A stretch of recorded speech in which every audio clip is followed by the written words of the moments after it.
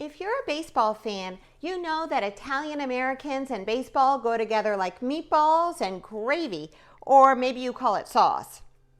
The premier Italian American ball player was Joe DiMaggio. His graceful swing, his 56-game hitting streak, and his marriage to Marilyn Monroe made him an icon that transcended the game. But the influence of Italian Americans doesn't stop with Joe D. There was Tony Lazzeri, a member of the famed 1927 Yankees Murderers Row. There was the Scooter, Phil Rizzuto. I remember him as a broadcaster, but he won 7 World Series rings for the Yankees at shortstop. Yogi Berra, 10 World Series rings, and Joe Garagiola grew up across the street from each other in St. Louis, both sons of Italian immigrants. Roy Campanella and Tony Canigliaro were great ball players who suffered heartbreaking accidents, but not before leaving their mark on the game. There was Ron Santo, Cubs third baseman and Hall of Famer, and Rocky Colavito, power-hitting outfielder and famed Cleveland Indian. Rocky Colavito.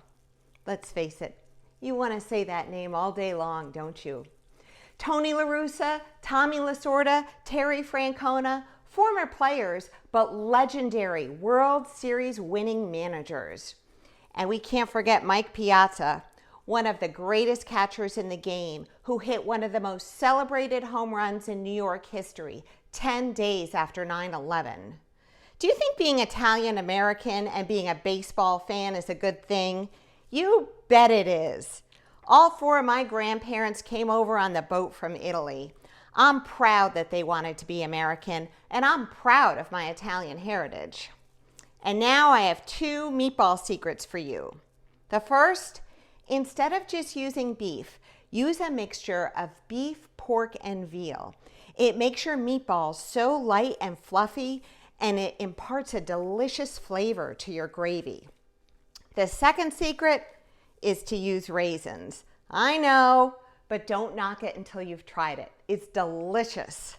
I'm Kelly Franco Troop, and that's your 3-inning minute.